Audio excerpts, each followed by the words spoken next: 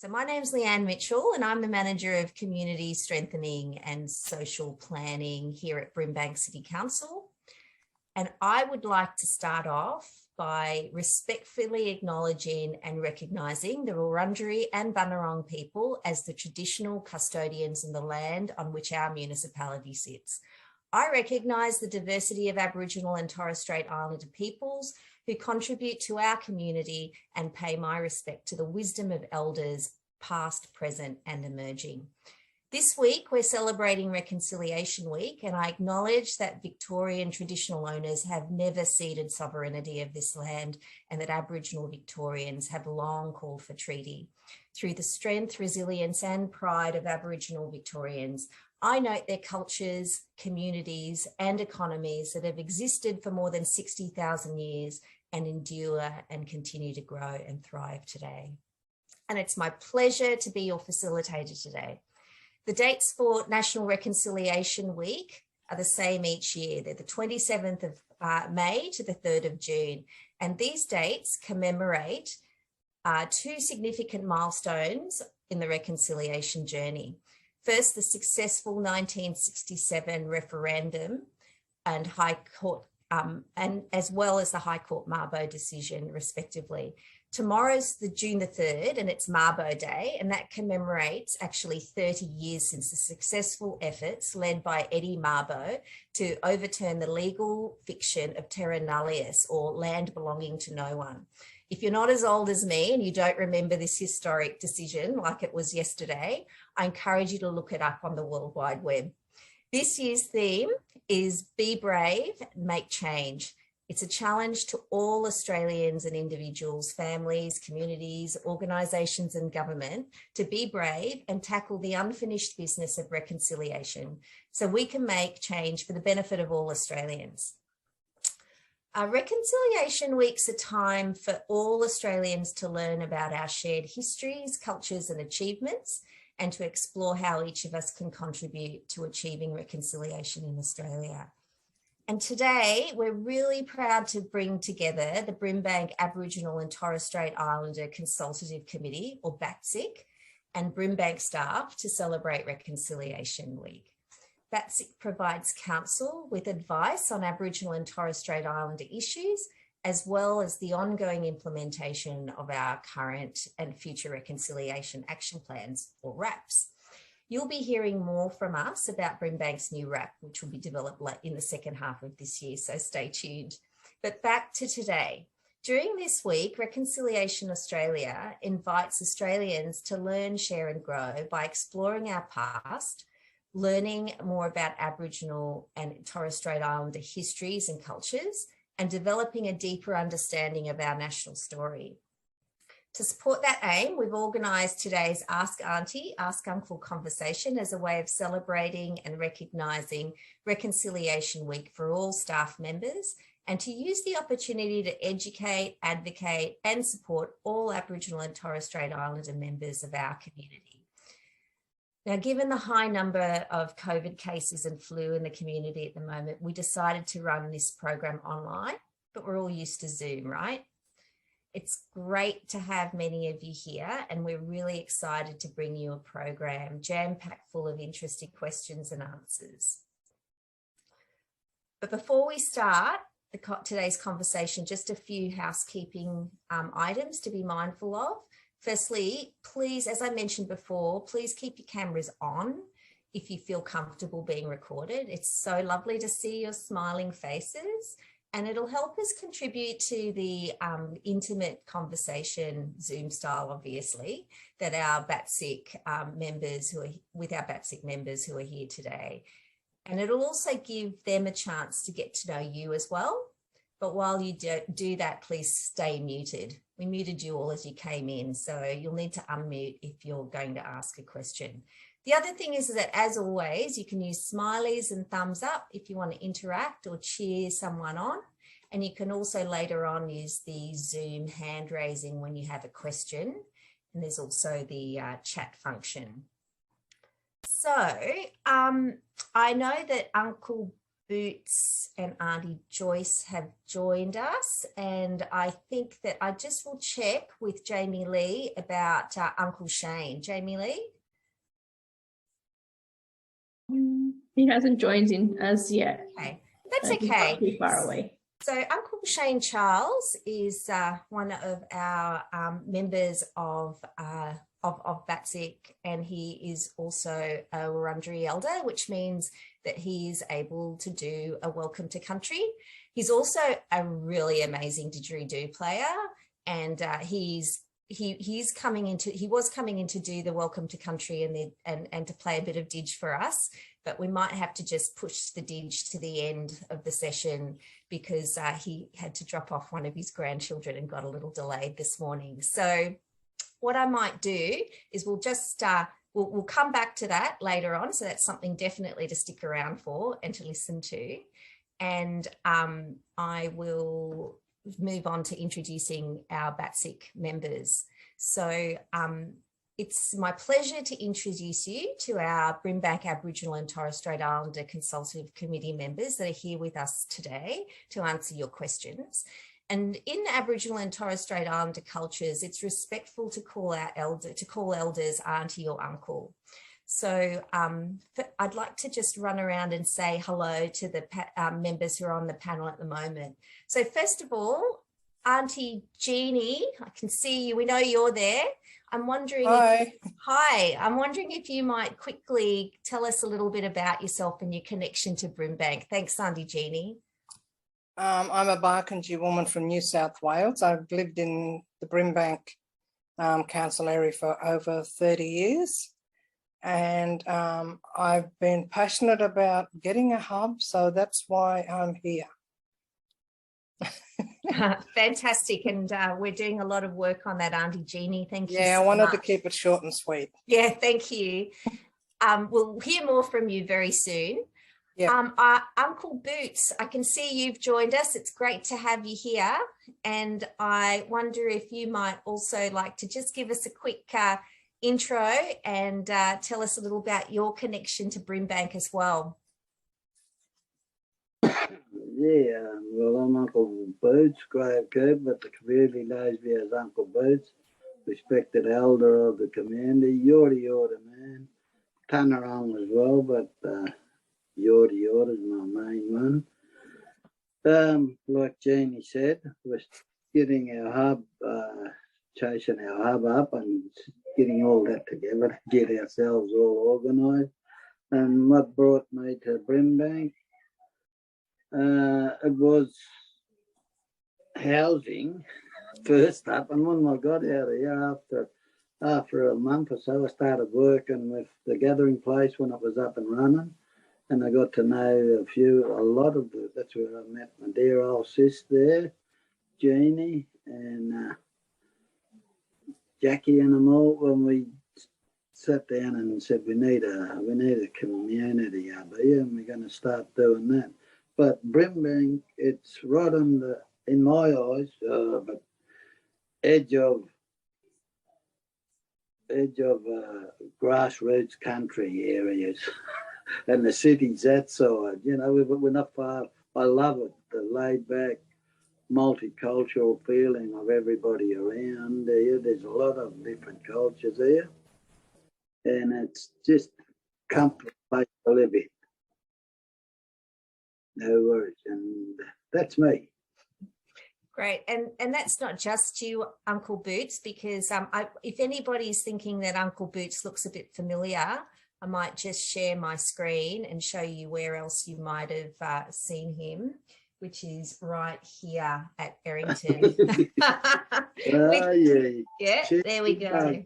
Check him out and that's with our Aunty Joyce. So Uncle Boots, is Aunty Joyce joining us today as well? Yeah, we've got the workers with our great grandson. Oh, okay. Yeah, she'll be in. She said, you do your talking, and I'll see if she's available. I'll get her in a minute. How many are you there?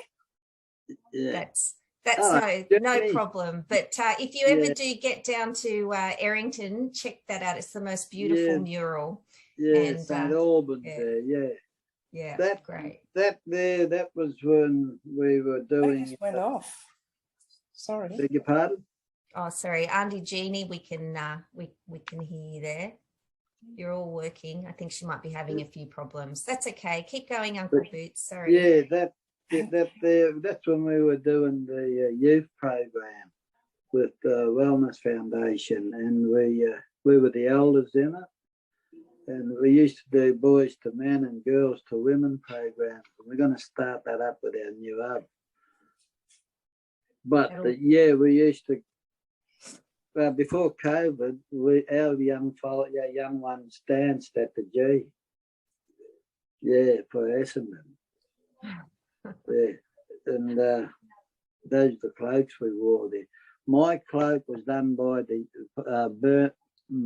burnt by the young men, the boys, and Auntie Joyce's was done by the young girls.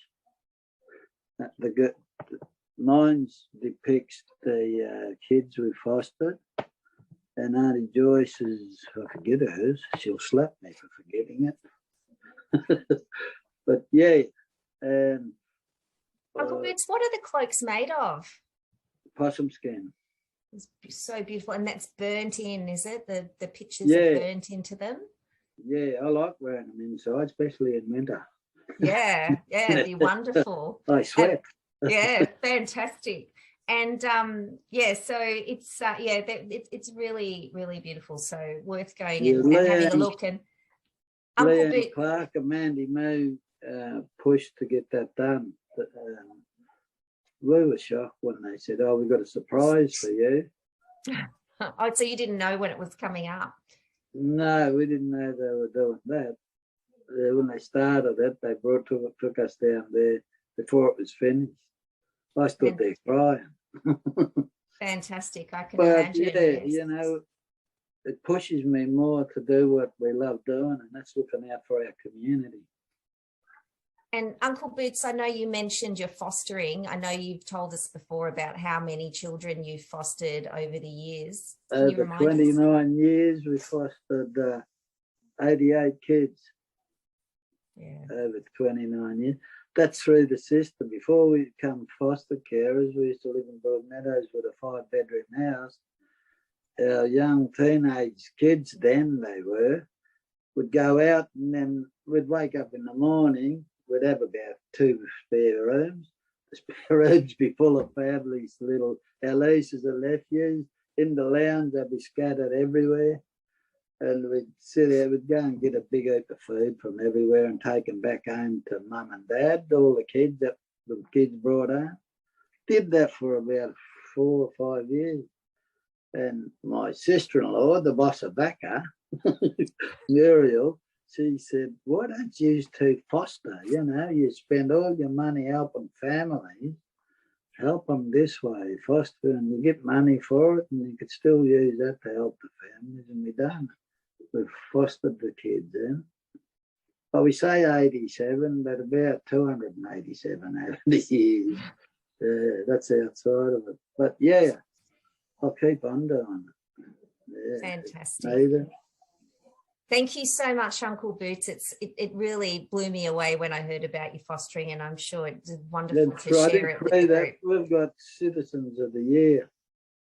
You beat me to it. I was just going to mention that as well, that you would, was it 2021? Yeah. Yeah, Citizens of the Year as well. And I haven't got a picture of that, but you can find it. I said, I haven't got a picture to put up of that. There was a beautiful photo of...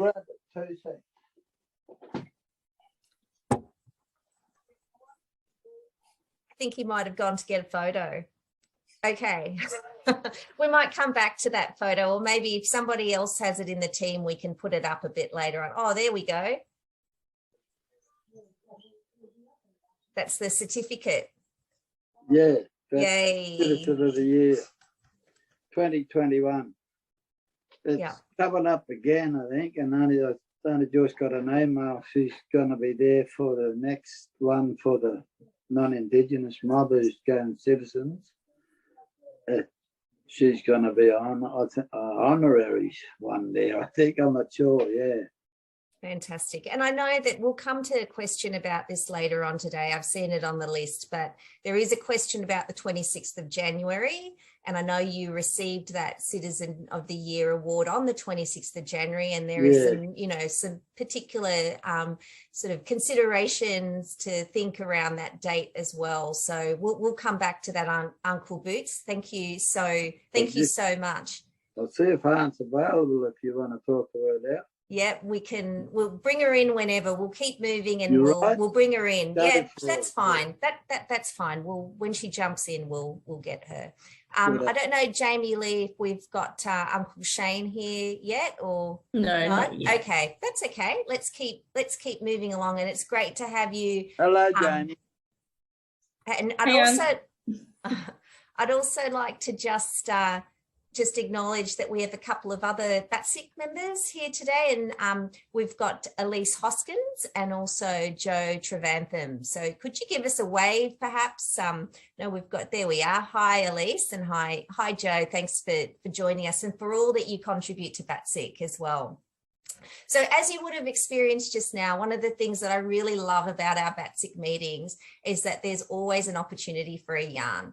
And each meeting, I learn so much from the conversation we have around the table, as well as, you know, everybody else. So our elders are always so willing to tell us about their lives and about their families, their histories, to share wisdom and insights, and to answer questions as well. So when we were thinking about what we could bring to Brimbank staff for Reconciliation Week, we thought it would be a wonderful idea to host a session where you could ask questions you might never get to ask as well.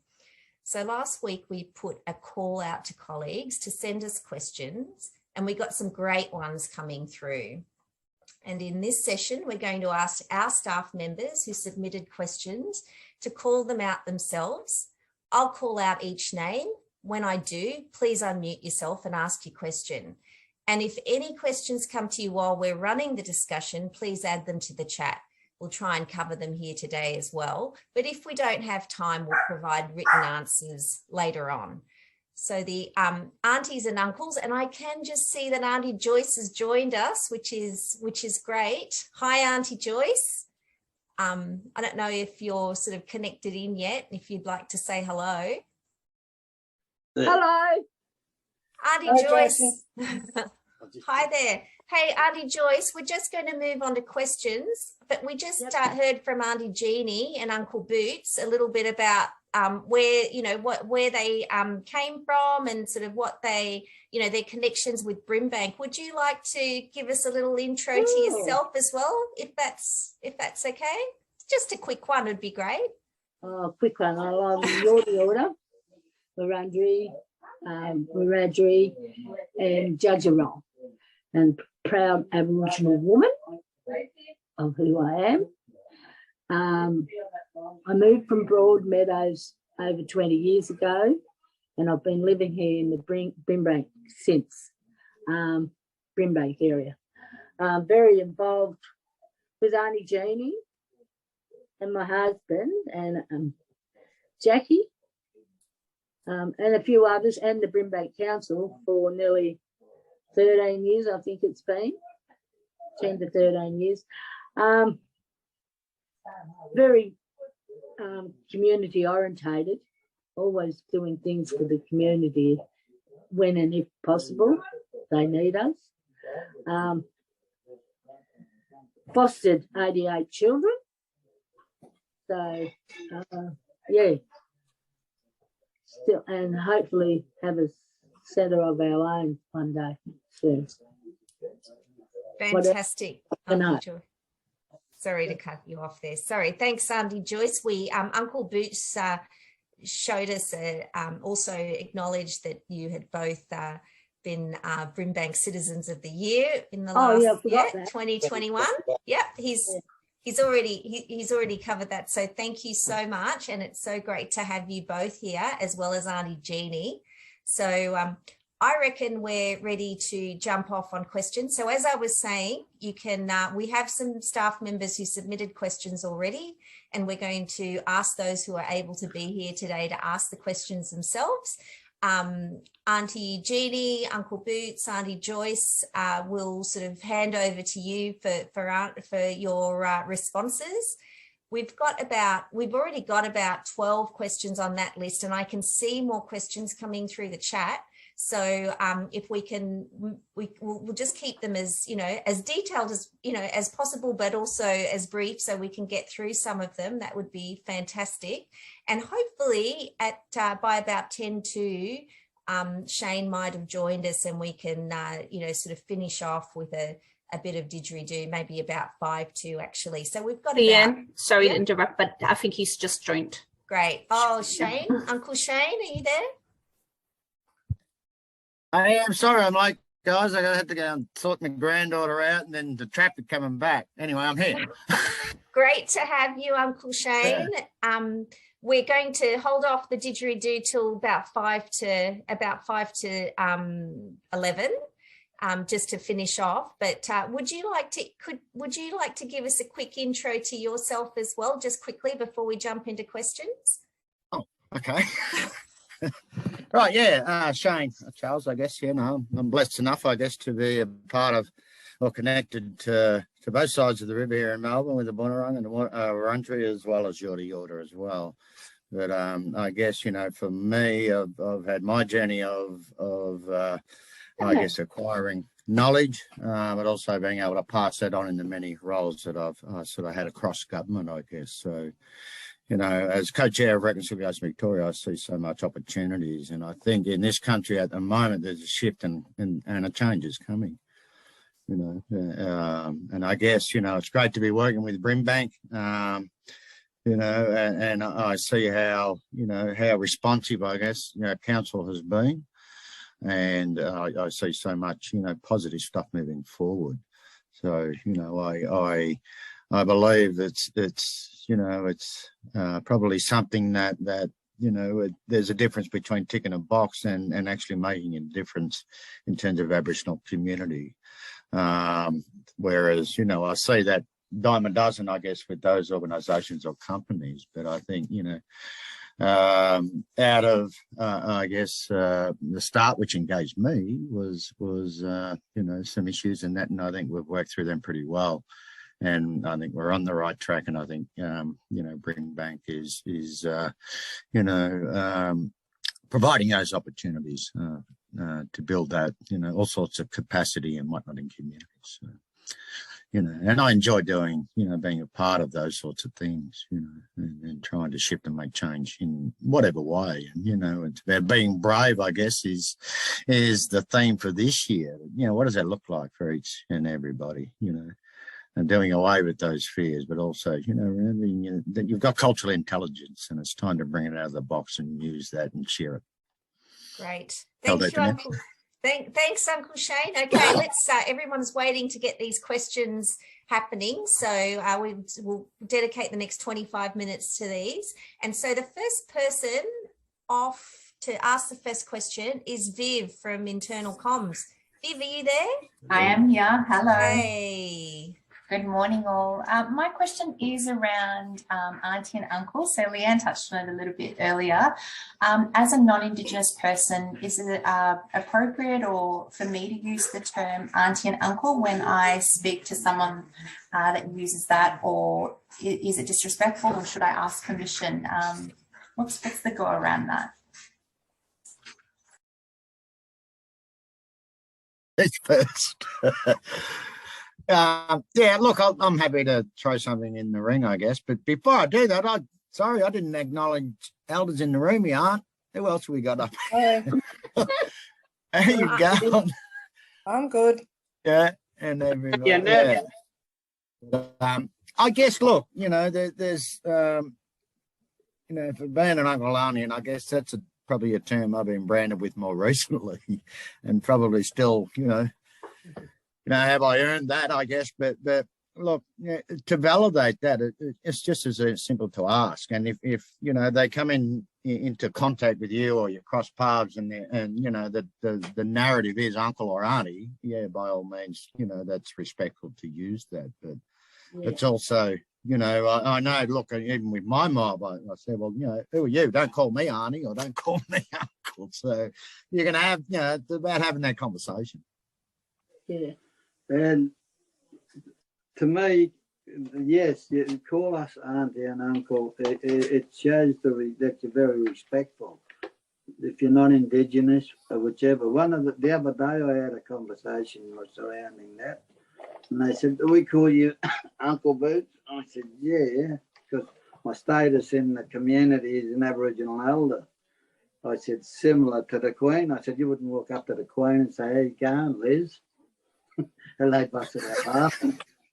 But, you know, I just used it as an example. I said, you know, we're how you get, and you never get yeah.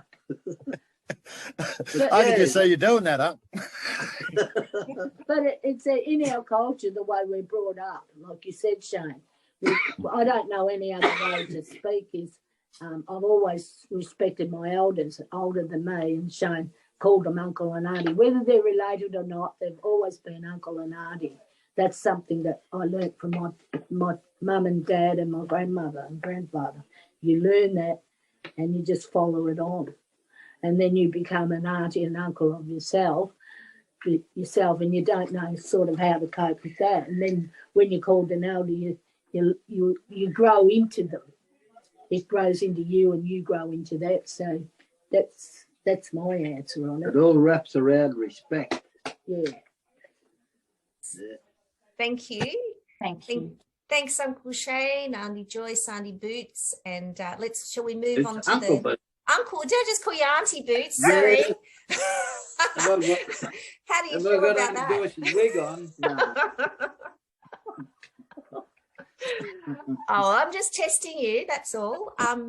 Okay, so let's move on to the next question, which came from Jacinta Brown. She's not in today, so Wambui is going to ask that question. Sorry.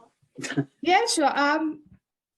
So the question is, do the majority of the Aboriginal and Torres Strait Islander community in Brimbank support the changing of the date for Australia Day? If so, what is the significance of that to your community? So whether majority of the Aboriginal and Torres Strait Islander community members within Brimbank support changing the Australia Day date, that's the 26th of January. And if so, what is the significance of that to the community? Changing the date. Yeah. Yeah. Oh, mate. Well, they could change it to May 8th. You put them together, you got May. But changing the date, that'd be lovely because, you know, why celebrate? I know that it was discovered on that date, but what goes with the discovery, that's what sinks into us as Aboriginal people. You know, we were stripped of who we were and who we are. Not were, who we are. Tried to be stripped. And that hurt, especially how it was taken on that date, Australia. It needs changing, but I wouldn't know what date, but it just needs changing. It does. But not so much changing, I suppose. You know, you can't change the fact that Captain Cook came here and discovered Australia. You know what I mean? We can't say he didn't come on that day, he come on that day. I don't know. Just it's a hard cause on what to do with it. But celebrating it just brings out, especially over the last 30 years when I realised, I looked right into who I am as an Aboriginal person and what happened with us and how we become, what's that big word they used when they tried to assimilate us from assimilation, you know what I mean? When I understood what all that was and where it come from, that's when I looked at the Australia Day a lot. why we marched in town and why it's a hard thing to point at. What should we do if it, don't know whether my dear wife would know, Australia Day. Well, it's Invasion Day. Yeah. I've always said that, but can't change the date that he came here, but I don't know, they can celebrate some other way. It's the way that we do it. Acknowledge that it is our sorry day too. And so I think Yes. I think there was a good way that was explained last year. Wambui with the different photos being posted out through the day, and getting speakers to speak on behalf of our people in a appropriate manner. Yeah. Well, there's no real appropriate manner. It's just straight out truth. We don't know any other way. So we've been silenced. We don't like being silenced again. Like Aunty Joyce said, acknowledge why we are the way we are about that date, if you know what I mean. That's the only way I suppose we can sort of heal ourselves, if they acknowledge what we went through on that day in some sort of manner. Thanks, Uncle Boots, Aunty Joyce. I'm wondering, Uncle Shane?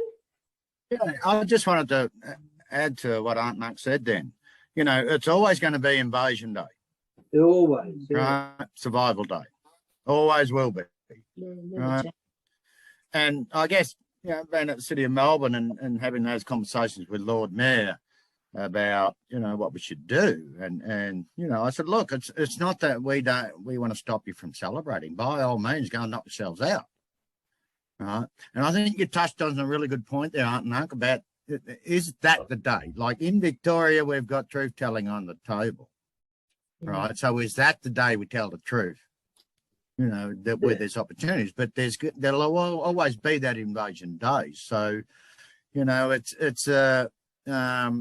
we'll still go off and do what we do as communities. You know, and you know, have that time to reflect and connect and all of that. You know, and this is where, you know, I remember that one year the march in when I was at the City of Melbourne, there was over 40,000 people that came to the march. Yeah. You know, so is it about encouraging, you know, the wider community to come and be a part of what we do?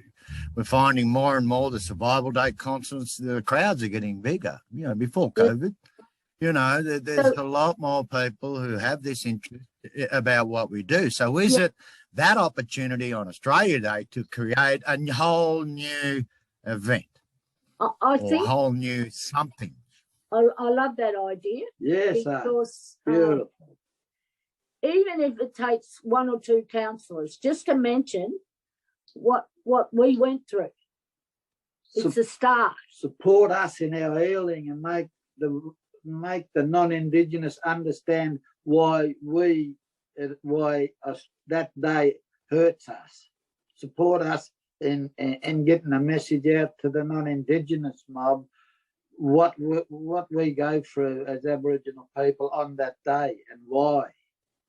That would be wonderful if councils can sort of like look at it and support us, make us not so much celebrate, do a mourning, I suppose, a mourning, MOURN, whatever you spell it, day. You know what I mean? Just help us get the message out why we don't. But like we just said, if it takes one or two councillors from each community, imagine the ripple effect that it will take and the knowledge that people are going to learn on these Australia Day events. From little things, big things grow. Great. Thank you, Uncle Boots and Aunty Joyce and Uncle Shane. I don't know if Aunty Jeannie, you'd Hi, love to hear I just from want you. to touch on the Australia Day and change the date. Like my mum always told us that we never ever celebrated Australia Day because that was Invasion Day. Yeah. And she said the only reason we celebrate was because my sister was born on that day. But we didn't see it as, you know, some like to have a big celebration because I come from Wilcannia. I was raised on a mission. I grew up with my culture, my language. Mum took us out bush, you know, and showed us everything, like the medicinal plants, the ones that if you don't like someone, you can give them some of this and make them very sick. But yeah, we never celebrated. So to us, like she said to us, why do we celebrate a day when the majority of our people, like our Barkindji people, were slaughtered? Yeah. Like I said, I grew up on the mission, surrounded by massacre sites of our people. So, you know, you can go there today, you'll see skeletons of babies, teenagers, elders, you know, and it's everywhere. So it's a kind of a raw point with me. And yeah, that's my take on it. But other people, you know, they can go for it. But and changing the date is not going to matter to us Barkindji people because of what happened to our people. No, exactly. Thank you for sharing that, Aunty Jeannie. I think it's, you know, it really is about that sort of those stories and that information getting out to people because many of us haven't heard a lot about that before as well. Uncle Shane, quickly, because we'll move on to the next quick question. one. Yeah, I guess, you know, that there's that whole opportunity, and one of the pieces of work which we tried to get over the line and took a long time was like the Sorry Day market at the City of Melbourne. Right, so it's being able to have these markers or have these installations or have these spaces that inform people, right? So about the story or journey of Aboriginal people. So you've got two layers there. You've got this traditional cultural layer, but then you also have the contemporary layer and community over the top. You know, so we have this opportunity here to, you know, develop spaces around Brimbank Council and through the planning, through the RAP, what would be the opportunities to, you know, to be able to place these markers or installations around that do reflect the history of Aboriginal people, the true history. So that, you know, that's something to think about moving forward. And they're great things to work with BATSIC on as well. I know that we've been looking as well at the next 26th of January and working internally as well to look at what we can do there and at other places where we can really mark the local Aboriginal history. So that's great to be able to hear your thoughts on that too. And we'll keep working on that. Oh, what are you doing? Great, looking forward to it, Uncle Shane. So let's move on. I can see Glenn is online and Glenn has a question for us. So over to you, Glenn. All righty. Firstly, respect to our esteemed elders here today, and we're really lucky to have your wisdom in the room, and also acknowledge other BATSIC members here today as well during Reconciliation Week. So I've got a bit of a dumb gubbar question, so please excuse me in advance. So my question is it okay for non-Indigenous people to display their Aboriginal or Torres Strait Islander flags on like a T-shirt or a badge or other sort of messages of solidarity, like Free the Flag, for instance? Or is that cultural appropriation? It ain't inappropriate culture, what you just said anyways. Yep. But in my opinion, others might have a different one. It's you supporting us, who we are, and acknowledging us as who we are.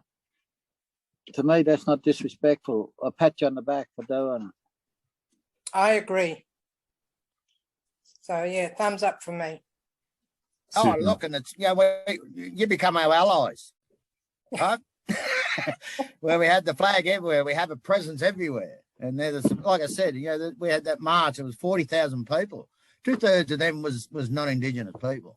You know, and I love it when I see that. You know, I was with my granddaughter, this morning, and we pulled up at the lights there, and she said, "Look, Pop, there's Corey, look." And the Australia Post van drove past with the artwork on the side of it. You know, so yeah, we need that visual. That's it. You know, that's the thing. I come in the city and I think, well, where's my culture? I don't see it, feel it, and hear it. But I'm starting to see it in terms of, you know, a lot more not Indigenous people are wanting to wear our stuff. Or, you know, absolutely, yeah. Fantastic. Dress up all your family. Great question, Glenn. Thank you so much. And thank you Good for the one. Thank answers, to our elders.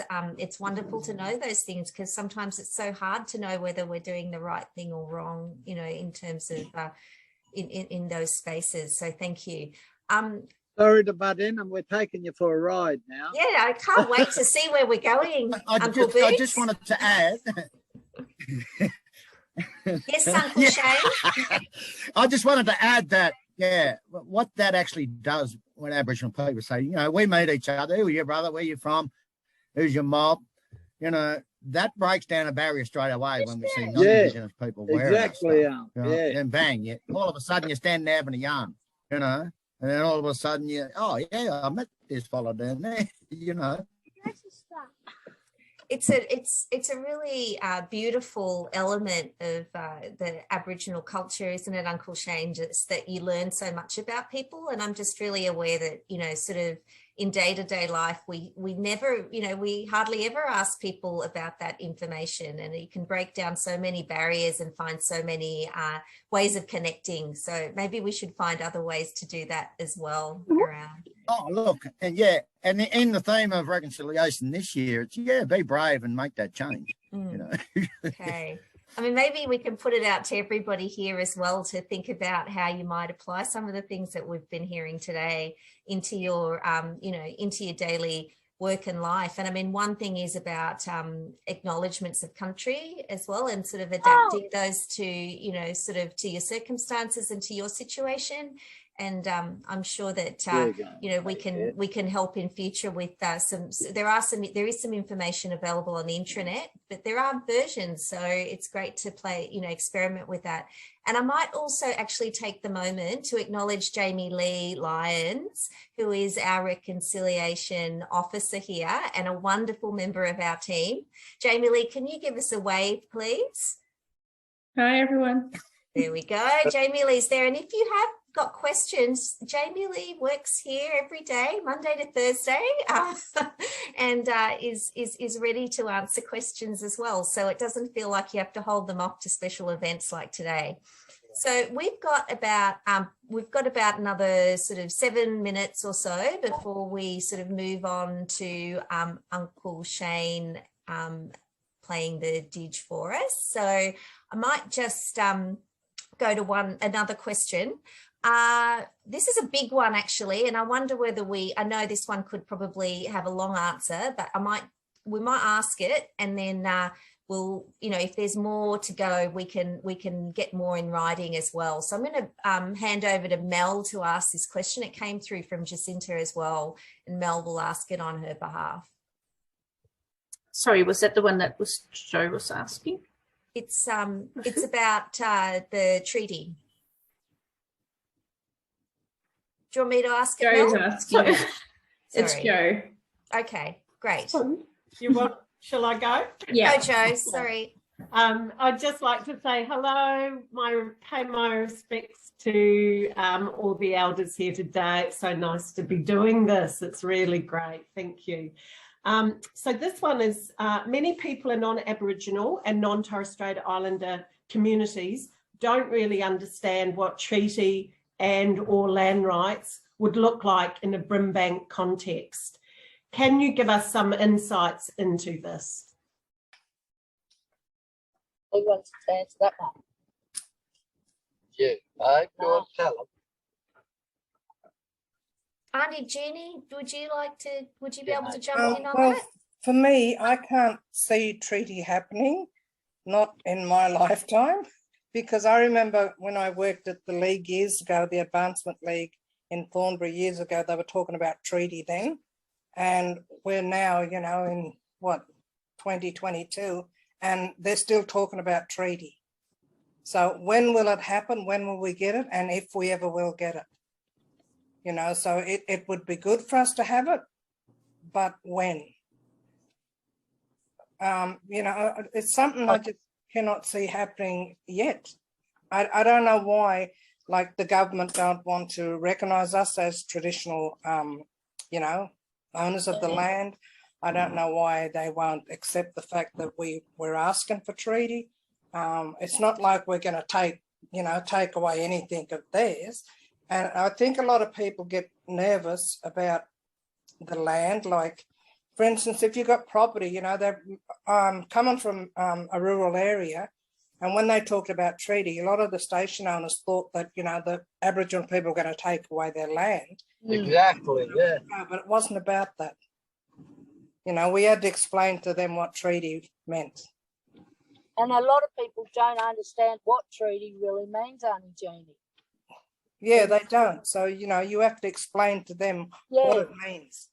Would you be able to expand really quickly on what treaty does mean, please? Do you want to do that, Aunty Jeannie, or would you like me? I'll chuck it over to you. Good on you. And Shane, you can jump in if you want to.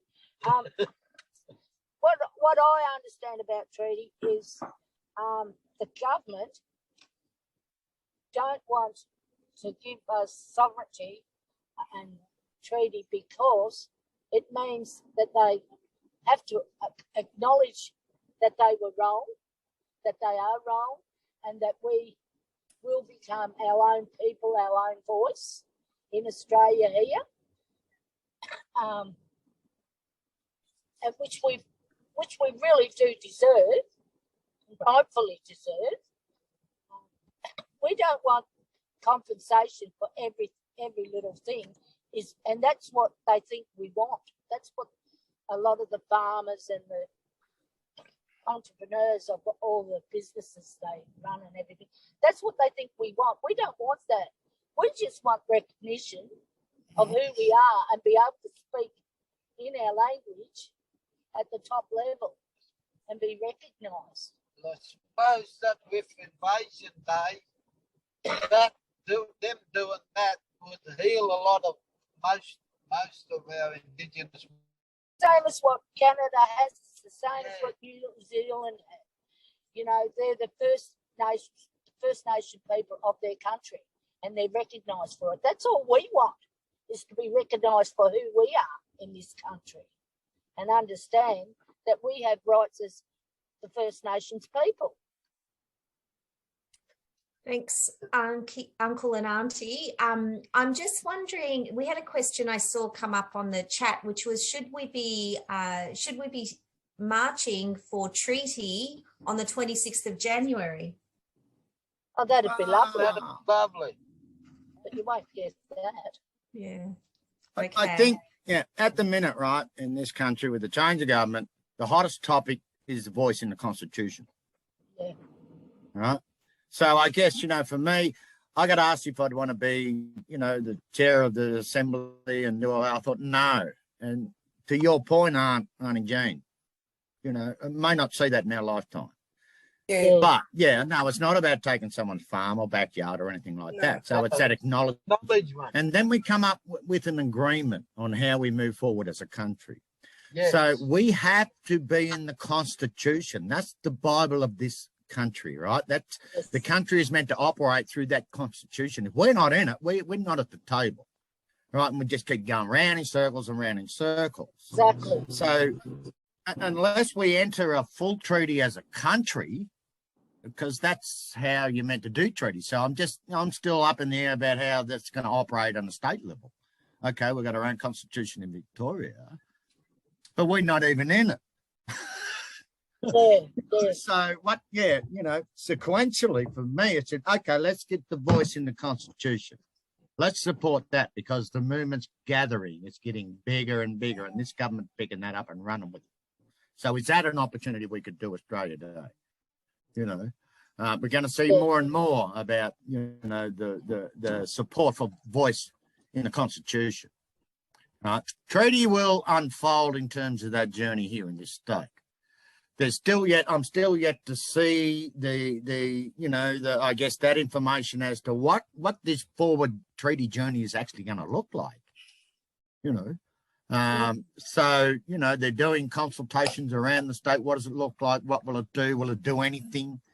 You know, because treaties are meant to change laws and the whole structure, right? So I think sequentially we've got that voice in the Constitution. Then comes the next part about, you know, what does treaty look like? So, yeah, it's so much unknown. And even for us as mob, you know, I know the Yorta Yorta elders, we didn't want a part of it. Our elders don't want to be a part of the treaty. You know? Because there's still, you know, is this another trick from government again? 1 step forward, 2 steps back. What happens, you know, this next election and the change of government, they can throw that treaty conversation out the door. Unless it's embedded in the Constitution, we're doing that merry dance again, like Aunt said, Aunty Jane, you know. We still, I don't know where we're at. I mean, it's great. We're having a conversation. If we have a look on Reconciliation Victoria's website, we have a treaty, voice and truth toolkit. Right. So for me, it was about giving that understanding about the whole thing. What does a voice look like? What does, you know, being in the Constitution look like? What is truth actually about? So, yeah, so just the heads up, there's a resource there. Thank you, Uncle Shane. And I know that we're quickly running out of time. I know that, and we do, Elise, do you have a point to make, but could we make it really quickly? Because we need to also get to the wrap up. Yeah, Thanks. sure. I think we just need to be mindful about how community communicate, though, and rushing through things is not necessarily a natural skill of ours. If it's all right with Aunty Jean and Aunty Joyce in particular, I'd just like to, make one brief point, if that's okay, Aunt? Yes. I just wanted to highlight the two parts of reconciliation, and that it is both sides have a journey. So I definitely appreciate this platform, and I certainly appreciate everyone coming, but just also to let you know as well that it is a two-part journey, and I look forward to hearing from each of you, the teams you're working in and what work you're doing around reconciliation yourselves, and reflecting on that. Things like as simple as a map being put up of Victoria, so you can see, for example, where the Yorta Yorta area is. Things like as simple as that from your parts, going about getting this understanding as well. So there's lots of resources out there of community.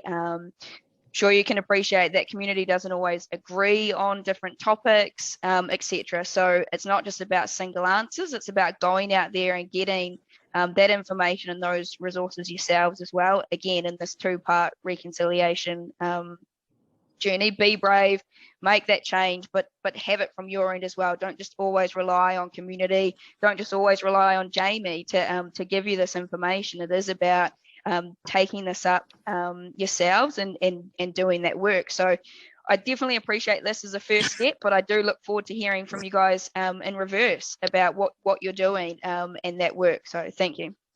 Thank you, Elise. That is a beautiful summation at the end too, and a great segue into our next steps and closing off. Now, we haven't even got close to answering the questions that we had both already ready from people beforehand and the ones that have come up in the chat.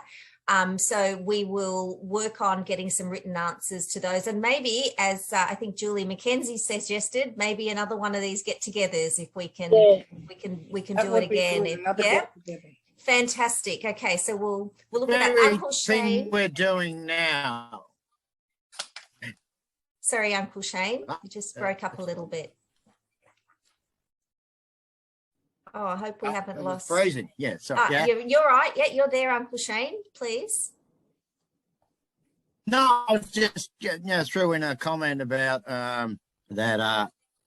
Hello.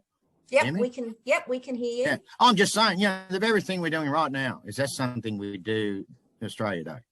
Have a series of conversations of yarn, truth telling, or whatever. I don't know. It's just not.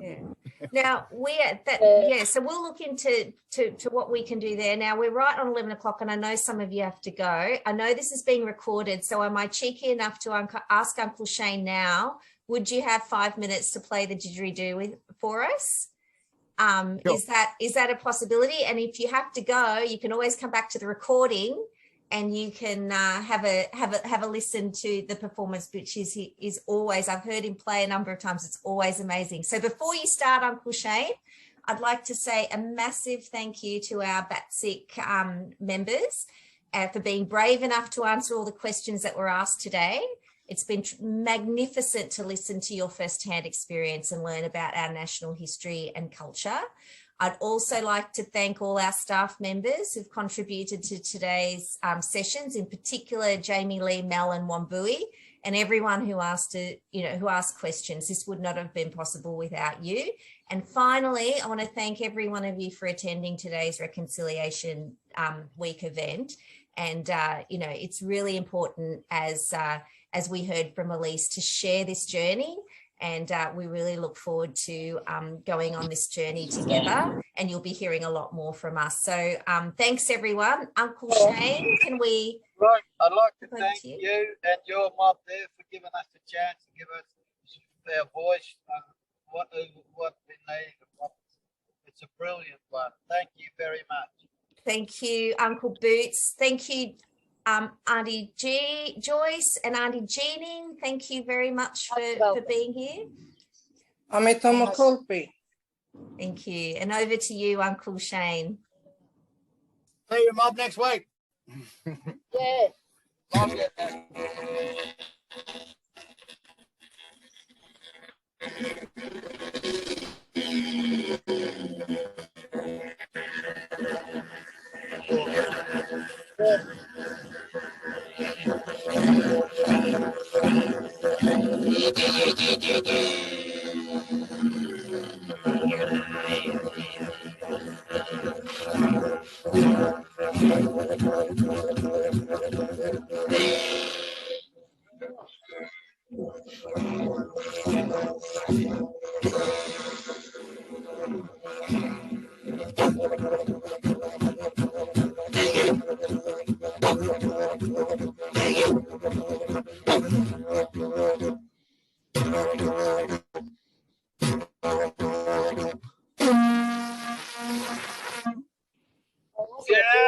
Yay! Tickle your spirit. Thank you. Thank you, Uncle Shane. Thanks, everyone. Have Thank a great We day. are to look forward to seeing you all, you mob, next week. Happy Rec Week. We'll be no duck week next week. All right. Stay deadly. Stay strong and black. Black and deadly. Abami Tomakulpi. Thank you and see you later. Go on, get out there. Get out there, shake your leg now. Yep. All right, see you, mob. Bye. Take care, Sean. Bye. Bye.